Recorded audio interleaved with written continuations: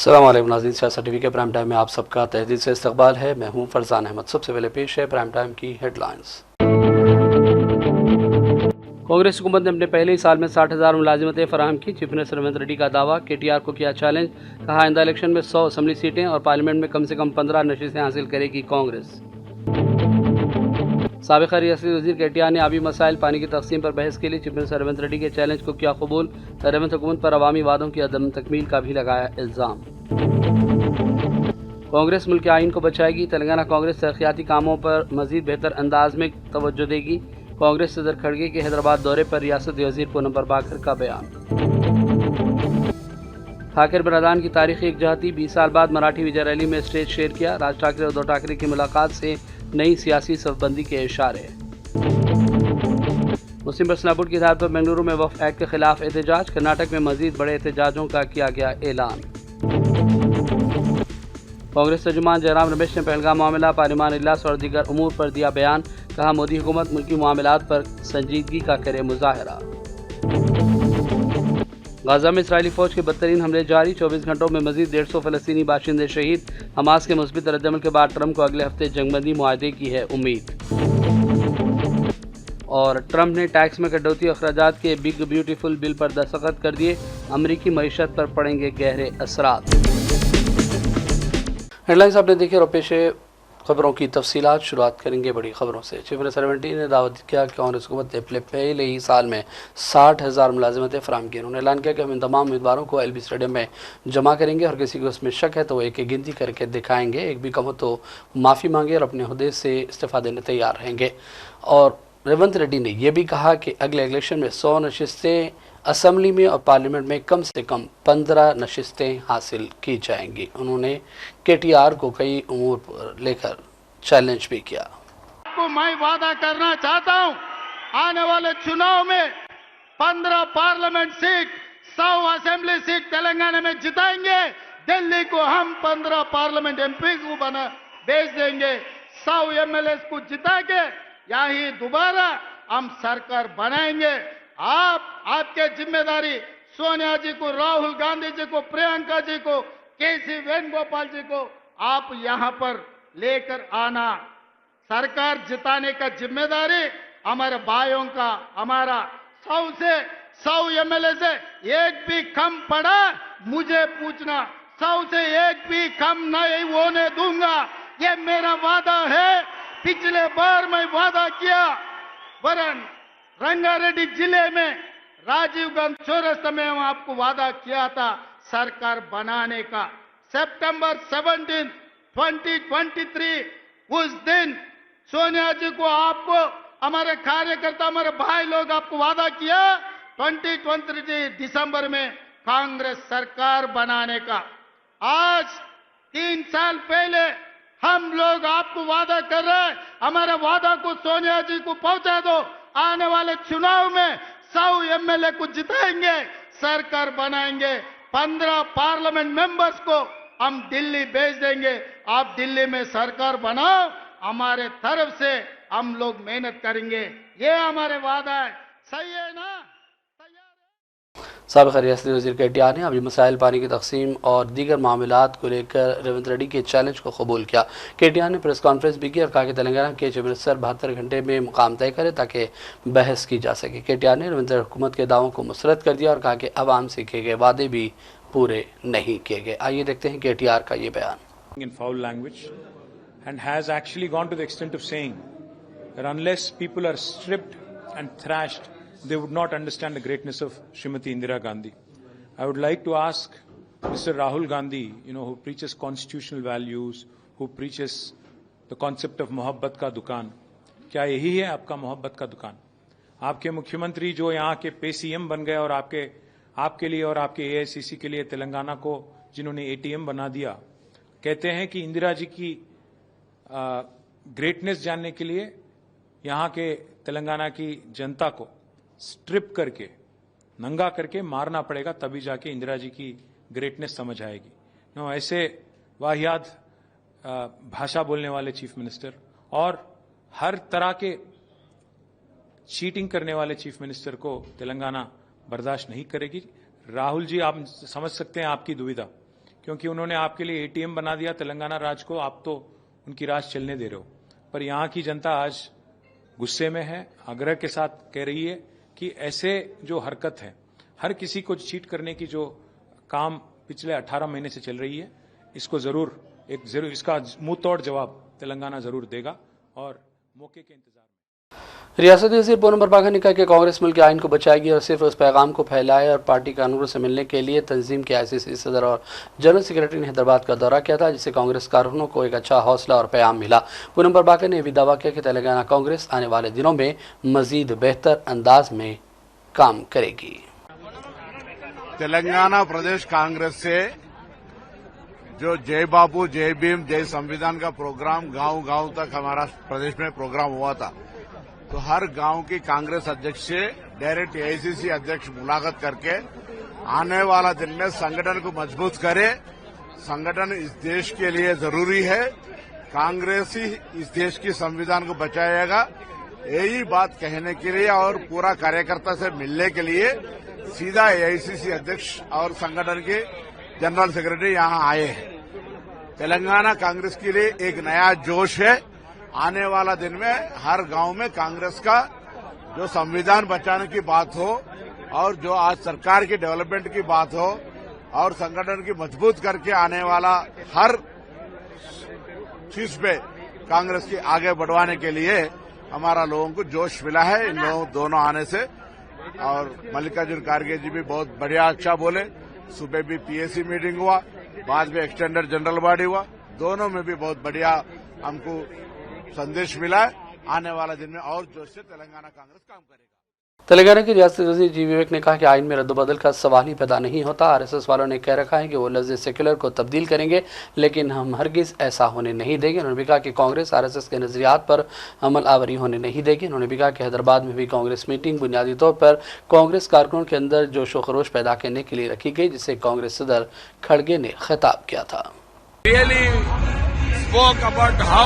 This country will be led by the Congress party, will take care of all sections of the people, and there is no question of touching the constitution. The secular which was mentioned by the RSS people that they will change will not take place. So he has also listed the achievements of the state government, and this meeting was primarily to tell the Congress workers all the good work done by the Revanth Reddy administration. POCSO पर रियासती सतह के इजलास के इफ्तिताई programme से chief minister Revanth Reddy ने भी खिताब किया। उन्होंने अपने खिताब में कहा कि बच्चों के खिलाफ जराइम को रोकने के लिए जामे इक़दाम ज़रूरी हैं। इंसानियत के खिलाफ घिनौने जुर्म से लड़ने के लिए हिंदुस्तान के कानूनी और अखलाकी फ्रेमवर्क में रहते हुए इक़दाम किए जाए। उन्होंने बच्चों की सेहतियाबी और दीगर अमूर पर भी बयान दिया। We have to protect our children from sexual abuse at any cost and with all means. My government gives top priority to the protection of children and women. Telangana Bharosa project has 29 centers. It provides police support, legal aid, medical assistance and counseling in a friendly environment. Telangana pioneered child-friendly courts run by Hyderabad Bharosa Center. The goal is not just faster cases disposal, but total child protection and development. POCSO Act and Juvenile Justice Act are highly progressive instruments in our legal framework, but they come with problems. We must ensure procedure help child victims, not hurt them. We must also end child pornography and impose strict punishments. Social media abuse of children must also be treated without mercy for culprits. Our state government is fully ready to take all steps. We must ensure justice and compassion for children not only in courts but also at police station, child centers and in every step of this process. I appeal to all of you, respected judges, police officers, CWCs, development partners, let us move forward with a shared mission. Justice is not just about conviction. साबिक़ chief minister KCR को घर जाने की इजाज़त दे दी गई। उनको मामूली हालत की वजह से शरदराबाद के सुमाजगुड़ा में वाक़ शुदा हॉस्पिटल में भर्ती कराया गया था। वो पिछले 3 दिनों से हॉस्पिटल में ज़ेर इलाज थे, जहाँ उनकी सेहत से मुतालिक डॉक्टरों की जानिब से हेल्थ बुलेटिन जारी किया गया था। मेडिकल रिपोर्ट्स के मुताबिक KCR को जिस्मानी कमज़ोरी, ब्लड शुगर की ज़्यादती और सोडियम की कमी की वजह से हॉस्पिटल में दाखिल कराना पड़ा। तमाम उनकी तबीयत में बेहतरी आई, जिसके बाद आज सुबह उन्हें हस्पताल से डिस्चार्ज कर दिया गया। डिस्चार्ज के बाद KCR अपनी रिहाइशगाह रवाना हो गए। इस मौके पर हरीश राव भी उनके हमरा मौजूद थे। KCR की अस्पताल रवानगी से कबल MLC कविता भी अपने शौहर अनिल के हमरा यशोदा हॉस्पिटल पहुंची और KCR से मुलाकात की। संगारेड्डी जिला में वाक़ सिगाची इंडस्ट्री में हुए धमाके के बाद छठे दिन भी मलबा साफ करने का काम जारी रहा। मुख्तलिफ महकमा जात की टीमें मुसलसल मलबा हटाने में मसरूफ़ हैं। अब तक इस हादसे में महलूकीन की तादाद 39 तक जा पहुंची है, जिनमें से सिर्फ 34 की भी शनाख्त हो पाई। बाकी 5 नामालूम नाशे पटनेचरू हॉस्पिटल में रखी गई हैं। मजीद 9 मजदूरों का अभी तक कुछ पता नहीं चला, जबकि मुख्तलिफ अस्पतालों में 23 जख्मी मजदूर ज़ेरे इलाज बताए गए हैं।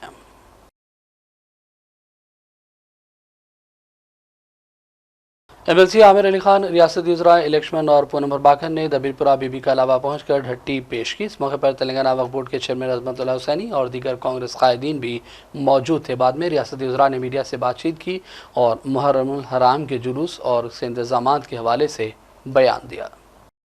फाइनेंशियली भी ये मुहर्रम के लिए सपोर्ट करें हम लोग।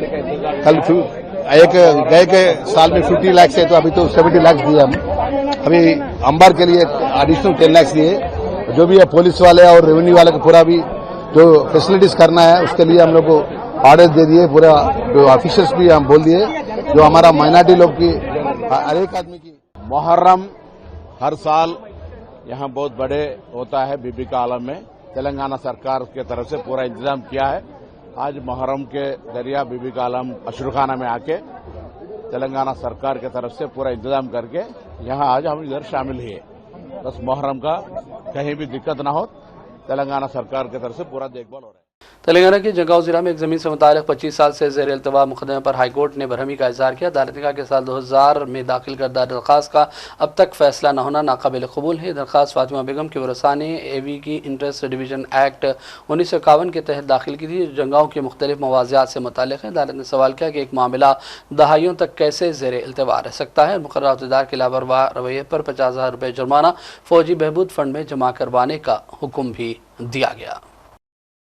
और बढ़ते हैं चंद कौमी और आलमी खबरों की जानिब। महाराष्ट्र में नवनिर्माण सेना के सदर राज ठाकरे और शिवसेना UBT के सदर उद्धव ठाकरे ने 20 सालों बाद एक साथ स्टेज पर आकर सियासत में हलचल मचा दी है। दोनों भाइयों की मुश्तरका रैली को महाराष्ट्र की सियासत में एक नई और तारीखी लम्हा करार दिया जा रहा है। रैली में खिताब करते हुए राज ठाकरे ने कहा कि मैं पहले ही कह चुका हूँ कि मेरा महाराष्ट्र किसी भी सियासत या ज़ाती लड़ाई से बड़ा है। आज 20 साल बाद हम दोनों भाई साथ आए।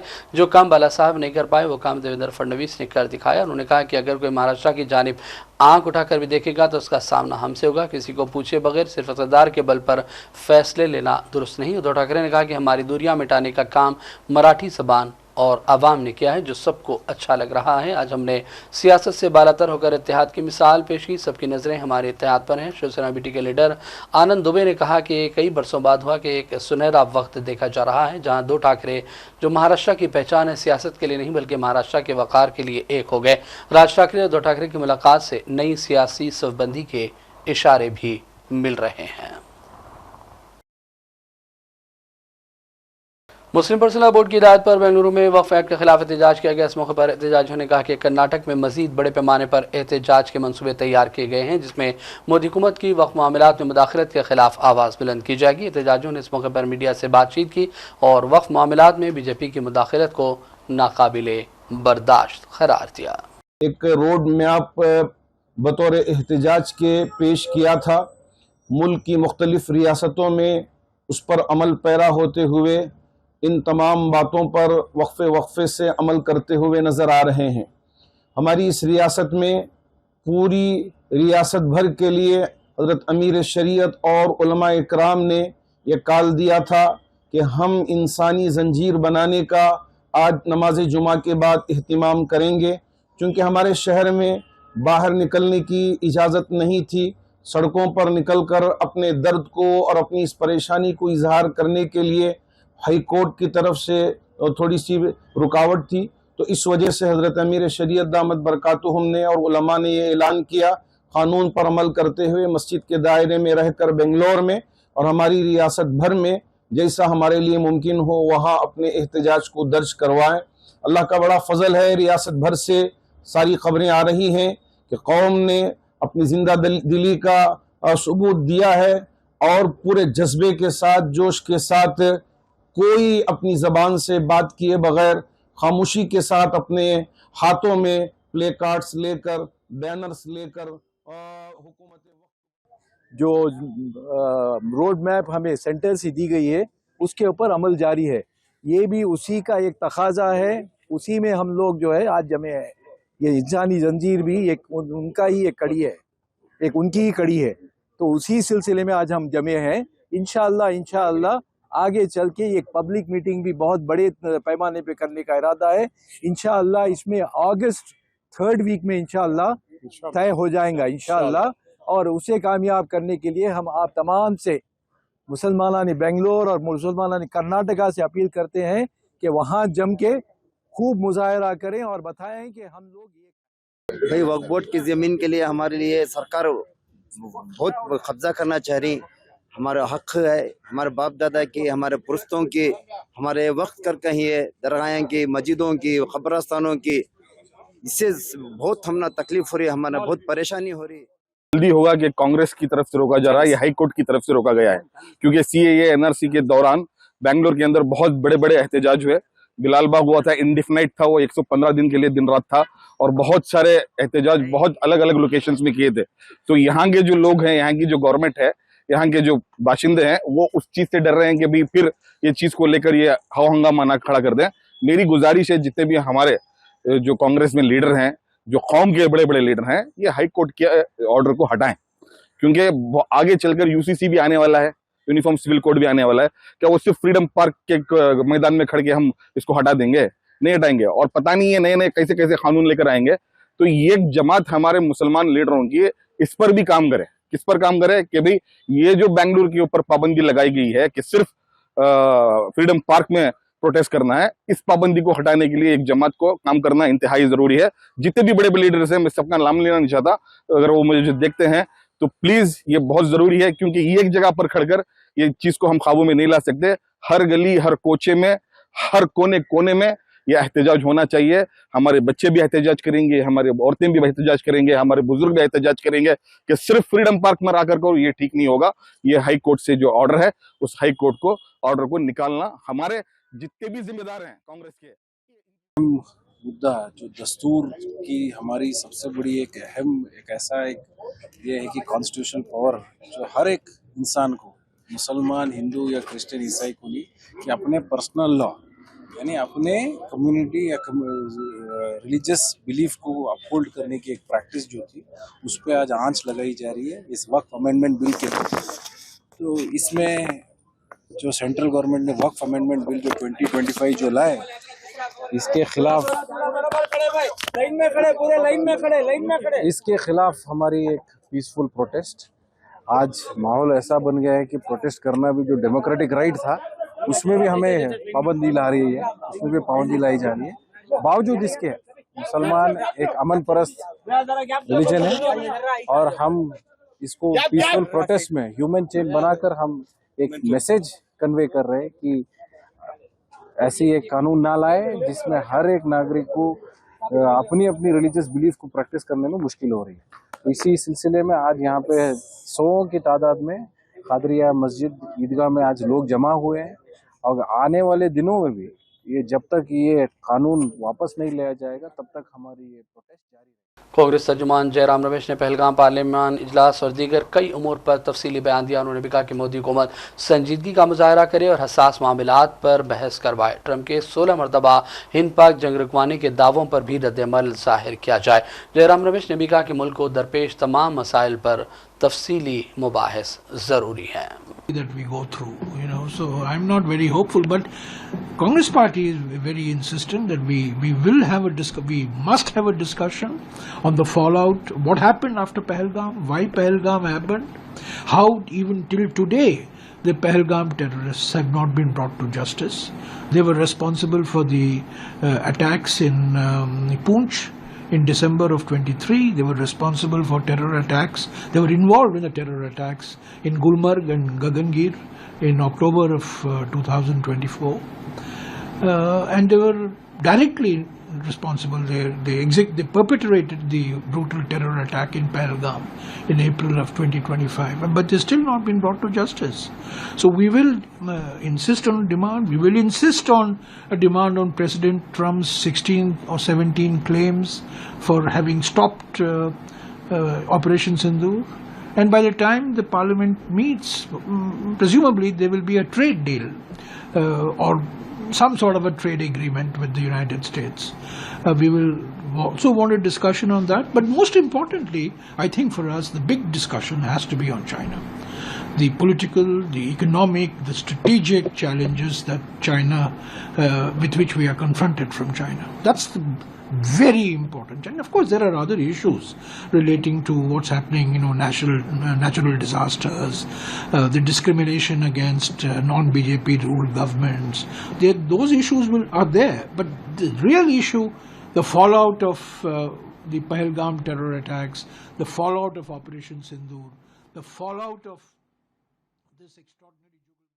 और अब बात करेंगे फ़लस्तीन के गज़ा में इसराइली फ़ौज के हमलों में कम से कम 138 फ़लस्तीनियों की शहादत की तला है, जबकि इमदादी मराकज़ पर खुराक के असूल के ख्वाहिशमंद फ़लस्तीनी शहरों की शहादतों की तादाद 613 हो गई। वज़ारत सेहत ने बताया कि गज़ा में किए गए इसराइली फ़ौज के हमलों में कम से कम 138 फ़लस्तीनी लुक़्मे अजल बने, जबकि 450 से ज़्यादा ज़ख्मी हुए। इसराइली फ़ौज ने जनूबी गज़ा पट्टी में वाक़ खान यूनिस के कई इलाक़ों में रिहाइश पज़ीर फ़लस्तीनियों को इलाक़े खाली करने के लिए वार्निंग दी। शहर के मशरक़ी और मरकज़ी हिस्सों के लिए जारी करदा इन वार्निंग में वो इलाका भी शामिल है जहाँ नासिर हॉस्पिटल वाक़ है। एक और हमले में इसराइली फ़ौज ने मज़ीद 19 फ़लस्तीनियों को शहीद कर दिया। इस दौरान हमास की जानिब से मुस्बित रद्द-ए-अमल सामने आने के बाद अमरीकी सदर ट्रंप ने कहा कि अगले हफ्ते जंगबंदी मुआहदा हो सकता है। अमरीकी सदर ट्रंप ने टैक्स में कटौती और अखराजात के हवाले से बिग ब्यूटीफुल बिल पर दस्तखत कर दिए, जो कि एक ब्यूटीफुल बिल के नाम से मशहूर हुआ। इसके साथ ये बिल अब कानून की शक्ल अख्तियार कर गया। व्हाइट हाउस में मिलिट्री फैमिली पिकनिक के दौरान इस कानून पर दस्तखत के दौरान ट्रंप ने इसे अपनी इंतजामी कामयाबियों में से एक बड़ी फतह करार दिया। एक दिन पहले इन्होंने हज़ारों हामियों के दरमियान पार्लियामेंट से इस बिल की मंजूरी का जश्न मनाया था। इस कानून में टैक्सों में कटौती, अखराजात की तंजीमी नौ और सरहदी हिफाजत के हवाले से बहुत सी बड़ी तब्दीलियाँ शामिल हैं। ट्रंप ने कहा कि उन्होंने साल 2024 में जो वादे कि वो पूरे हो रहे हैं सिर्फ एक कानून नहीं बल्कि अमेरिका को दोबारा अजीम बनाने के लिए किया जा रहा है। इस बिल को लेकर गुज़िश्ता कई दिनों से अमेरिका की सियासत में काफ़ी हलचल मची हुई है। Investment purposes, almost $15 trillion. There's never been anything like it. There's never been anything even close. The stock market's at an all-time high. Jobs are at an all-time high. Everything's at an all-time high. And we're going to keep it that way. We have the greatest country in the world, and we're back. We're back like nobody thought possible this quickly. I thought it would take maybe a year, maybe 2 years, maybe even 3. And we did it in less than 6 months. We are back and strong. We've restored American strength and deterrence on the world stage. We're respected again. The world is respecting us again. When we did NATO, those leaders came up to me and they said, you know what, we're going to go to a new level of spending because you're requesting it, sir. They didn't talk to your last president like that, I can tell you. They didn't spend any money. They didn't spend anything. In a few moments, we're going to make official the greatest victory yet when I signed the one big, beautiful bill. And before I start, I want to tell you that I've never seen people so happy in our country because of that.